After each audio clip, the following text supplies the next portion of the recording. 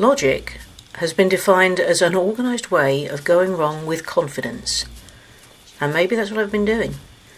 Because for years, something's been bugging me about the sequence in Jurassic Park where we first see the T-Rex. And here's why. First, some context. I'm assuming you'll have seen the film, but potential spoiler alert.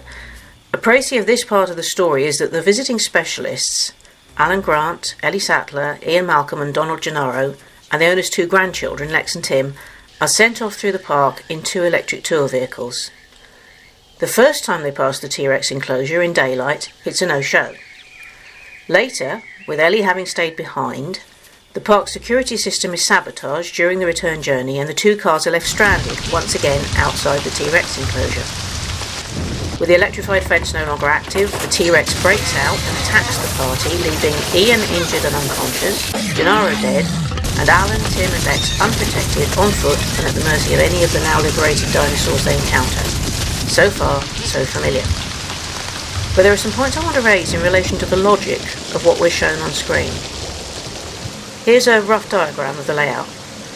You've got the goat platform inside the T-Rex enclosure, which is bounded by the concrete wall and an electrified fence. The lead car is in front of the goat platform, and the second car a few feet back from it. A little way off is the toilet block. The key point I'd like you to keep in mind is that at no time does the lead car essentially change its position relative to the gap in the fence or to the second car, as you'll see. Our initial views of the T-Rex enclosure in daylight, either directly or through car windows, show us dense jungle growing right up to the fence in both directions.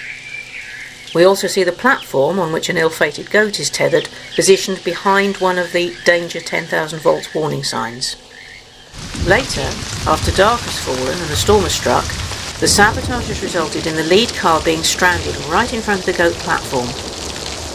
I'd like you to note that when we see Alan return to the second car, about 9 of his paces away, jungle plants of varying sizes are clearly seen growing up to and along the line of the fence, implying, forgive me for pointing out the obvious, that they're growing in soil, in the ground.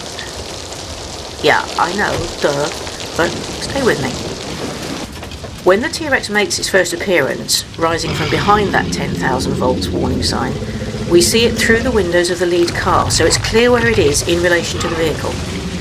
Its next move is to break through the fence and, note this carefully, it emerges between the two cars. Remember that, it's crucial. And if you'll also forgive me for labouring the point, if we bring the brightness levels of this shot up for a moment, note once again jungle greenery immediately behind and around the T-Rex on the inner side of the fence, again implying solid ground. The T-Rex, of course, decides there's food inside this big tin can and sets about trying to open it. It ends up overturning the car, which knocks it sideways, nearer to the wall. So, when it gets to the point where the car is being spun around on its roof, Alan and Lex have no alternative but to leap up onto the wall to avoid being crushed, finding themselves in the gap where the fence was breached. And to me, this is where the logic starts to feel not so much chopped as pulverised. Because what do we see behind and below them? Suddenly, no jungle growing up to and against the wall. No, now we've got a sheer drop with, if we brighten the shot again for a moment, the nearest plants quite some distance below them.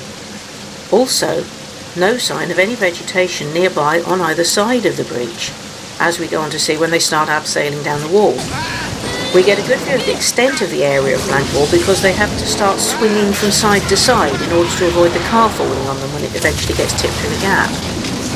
And remember, the second car still above has never moved position, still 9 paces away. And earlier we saw lots of greenery right behind that second car. But look at that 9 pace distance now as seen from this side of the wall. Gravity having taken it in a direct trajectory downwards, the lead car ends up suspended precariously in a tree which is virtually touching the wall. The subsequent shot of the storm drain shows us a fairly large clear area in the vicinity of the tree and the wall, in a location which, according to the sequence of events we've been shown, has to be directly below the gap in the fence. So here's the thing. In the opening shots of this sequence, from the outside of the enclosure, we saw greenery growing close up all the way along the section of fence that was breached between the two cars. But now, from a viewpoint on the other side of the fence, we're seeing this large clear area at the bottom of a huge drop on this side of the wall.